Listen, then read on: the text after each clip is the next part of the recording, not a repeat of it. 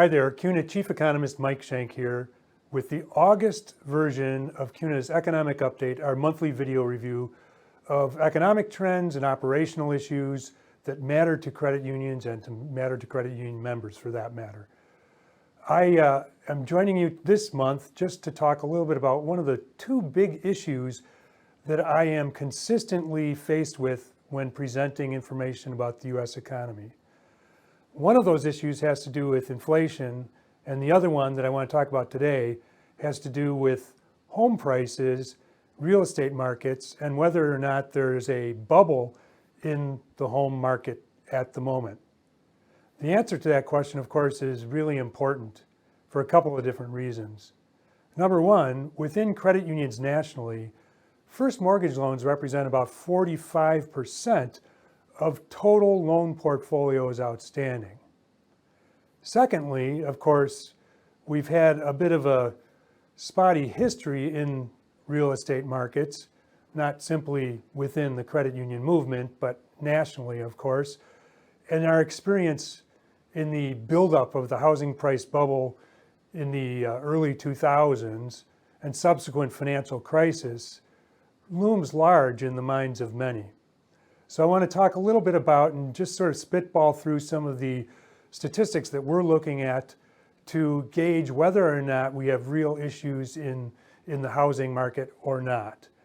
And again, the first question I almost always get in these discussions is, are we in the midst of a housing bubble? And I think the short answer to that is, well, it kind of depends on how you define housing bubble. Whenever I think about asset price bubbles, typically I think about whether or not there's a lot of speculation in the marketplace and a lot of speculative trading in those assets. And as I look at the market today, the real estate market today, I don't really see that sort of frenzied trading that we saw during the early 2000s through 2007. And because of that, I'm a little bit more sanguine than I would be seeing what we're actually seeing in the marketplace today. So a couple of the things that I wanted to draw your attention to. First and foremost, this is a picture from the FHFA, the Federal Housing Finance Agency, that shows house price trends over the course of the last 7 years or so. And you can see, on average, over the long haul, home prices increase at a rate of about 5 to 5.5% each year during this period of time. And that all changed in 2020 when home prices increased at a rate of about 11%. And then through May of 2021, when the FHFA reported an increase on average of 18.5% or thereabouts. I should mention that this data is consistent, almost identical to the data that we have from other sources. So for example, the S&P 500 Case-Shiller Index is basically showing the same trends. And so these are really, from a broad historical context, really fast increases in home prices. And we're seeing those increases just about everywhere we look. So we really see, using this FHF data, now this is quarterly data through March, the previous graphic actually, as I said, went through May. This is through March, first quarter of the year-over-year data in the second column of data, and in the third and the sixth column of data, I have annual average increases over the last 3 years. And you can see that most of these numbers, these increases are pretty strong overall. And in fact, we have 8 states where the increases, 1-year increases through March 21, are at or exceeding 15%. Those are really strong increases in the context of inflation overall, which is coming in at about 5% at the moment, year over year. On the other end of the spectrum, you can see there are 7 states and the District of Columbia that are reflecting prices that are below 10%. Still strong increases for the most part, but below 10%. And that represents basically a really significant number of states that are experiencing these increases that are at double-digit rates. And so it's a really big deal. It's obvious in the aggregate. It's also obvious geographically just about everywhere we look, not simply at the state level, but within MSAs, various cities across the country. So this is not something that we take lightly. It does give us pause. And again, to put it in a little bit broader context, this is the FHFA index through May 2021. So this is just the index values, not the increases. The blue line is the index, and the red line sort of represents trend data. And you can see up through about 2001, home price increases were sort of lagging trend. Beginning in 2001 or thereabouts, the increases really accelerated and it started to really exceed the long-run trend average. And then, of course, we had a bursting of the house price bubble in 2007 and a subsequent crisis related to that activity where prices actually fell and fell pretty dramatically, again, over a fairly long period of time. So the correction was severe and it lasted for a while. And you can see for most of the 10 years following that 2027 decline, we saw pretty soft house prices, and the increases that we were experiencing nationally were generally below trend. That all changed recently. You can see, I've talked about strong increases. These are really, in some respects, unprecedented increases from a broad historical perspective. So again, that does give us pause and really does cause us to wonder about the way forward. Now, as we noodle through that, I should mention that a couple of things come to mind that I think represent really significant differences between what's happening today and what happened in 2007, and may lead us to conclude ultimately that what we're experiencing today is not a replay of 2006, 7, and 8. So one of the things that comes to mind is when we look in the consumer sector today, we see, despite these big increases in home prices, we see indebtedness actually declining, not increasing. This is a picture from the Federal Reserve, and it shows the pile of debt in the household sector, the dollar amount of debt, divided by take-home pay or disposable income. And you can see that going into the downturn in 2007 and 8, there was actually a broad increase in relative indebtedness as a percentage of income. We basically started that cycle with an exposure to debt equal to about 80% of take-home pay, and that grew and grew and grew on a pretty regular basis over the next decade or so, eventually peaking out at about 125% of take-home pay. So this is, I should mention, both mortgage debt and consumer debt. It's all debt, not just mortgage debt, which is really important to point out, and especially because we've gone through recently a big period of mortgage refinancings, and those refinancings, of course, mean that high rate credit that was outstanding up until recently got folded into some of those refinanced mortgages. So we're looking at the broad portfolio of debt in the household sector here. And you can see in the wake of the Great Recession, we were at a household level in the midst of a broad long-term decline in exposure to debt relative to income. That was accelerated, and it was really magnified when the COVID-19 pandemic hit for two reasons. First, people got pretty nervous and they started to pay down a bunch of their debts. And secondly, there was somewhere in the neighborhood of $5 trillion in federal fiscal stimulus and some rich unemployment benefits, and a lot of consumers used those windfalls essentially to pay down debt. About a third, according to the Federal Reserve, about a third of folks that received federal fiscal stimulus actually used it to pay down debt. And so that led to this acceleration in the decline of the relative exposure. So again, this stands in stark contrast to where we were going into the financial crisis, which really began in real terms in 2008. The other part of this equation has to do with not the balance sheet, but sort of cash flow within the consumer sector. So this is another way of looking at indebtedness, again, published by the Federal Reserve. The Federal Reserve began tracking this data in 1980. And here you can see the debt payment burden. So these are payment obligations that people have assumed as they've taken on debt. And these payment obligations, again, are expressed as a percentage of take-home pay or disposable income.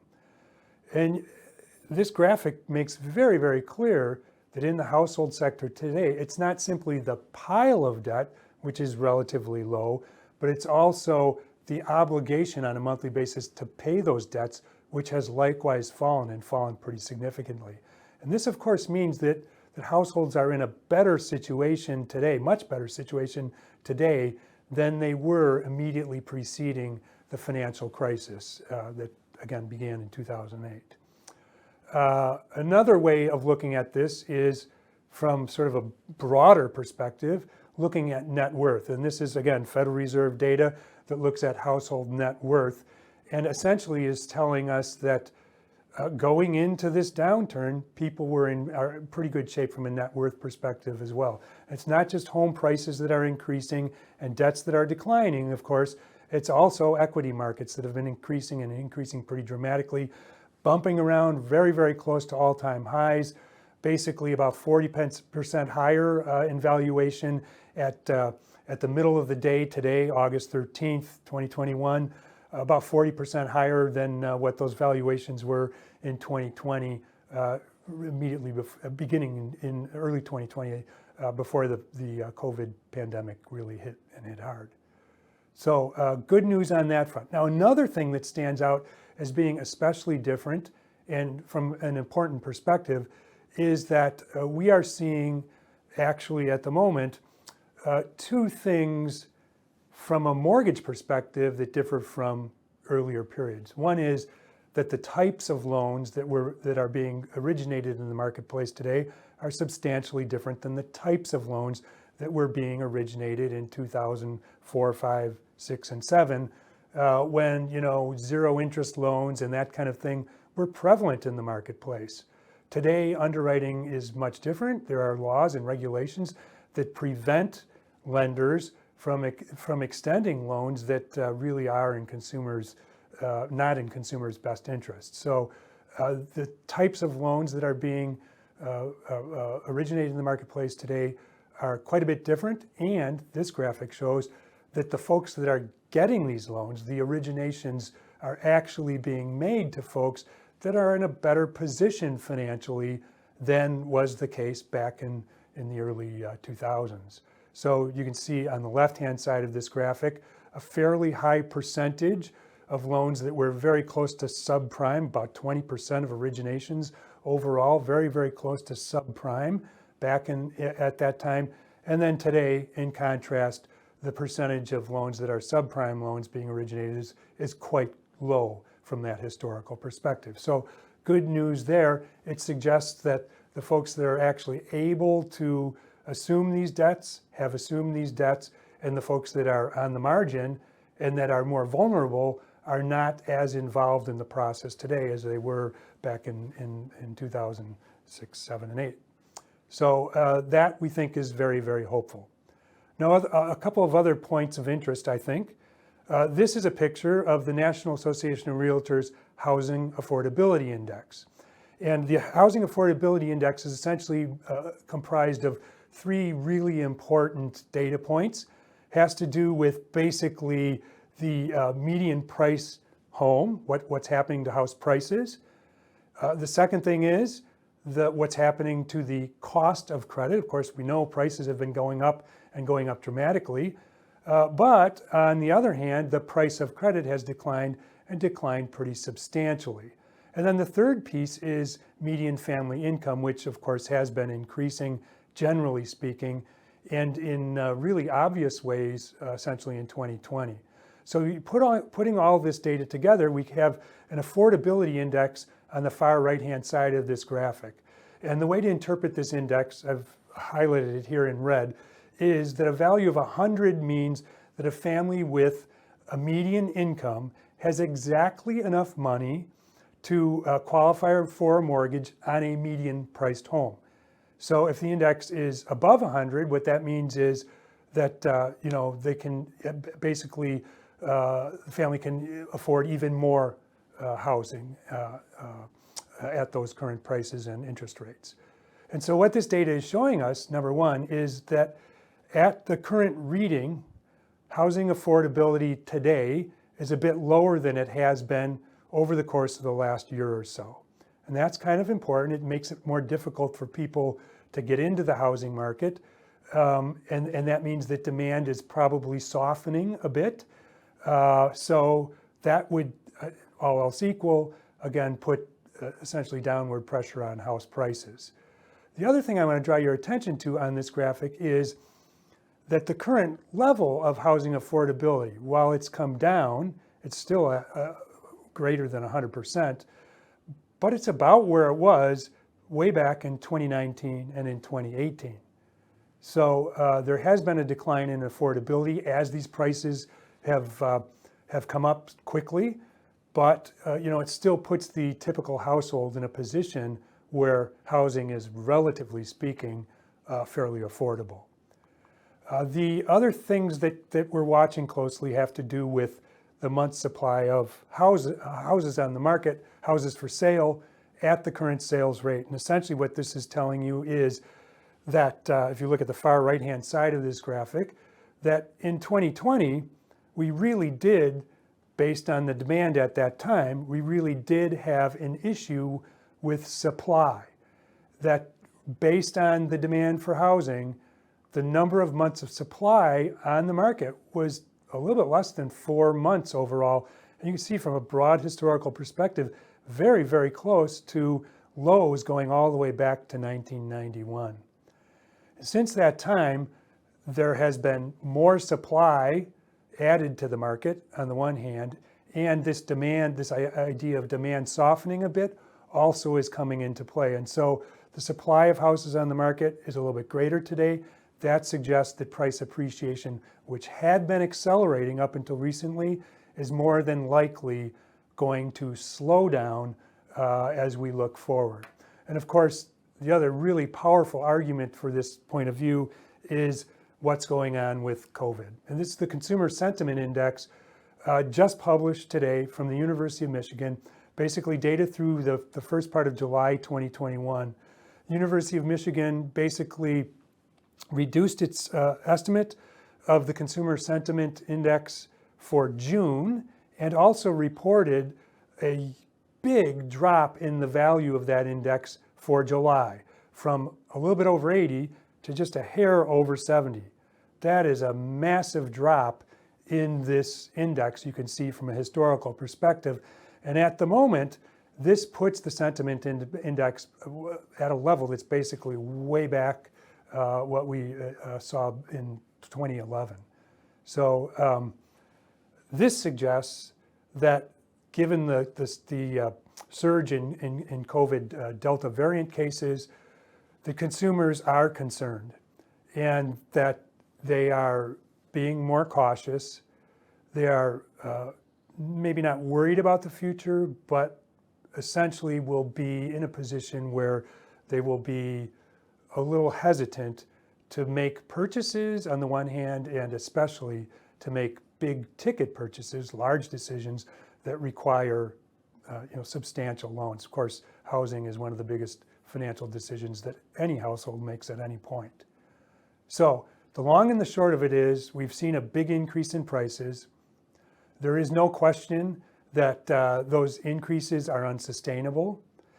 When we look at the data today, it's our view that this is not a replay of 2007, 2008. Our view is that the market does look a little bubbly at the moment, but the most likely scenario going forward is that things will play out in terms of a fizz related to the bubble rather than a pop. So that's the view from CUNA offices here in Madison, Wisconsin. If you have any questions about this data or any other data, don't forget to contact us, custat@cuna.coop, or you can get us on the web. There's a lot of information on our website, www.cuna.org/economics.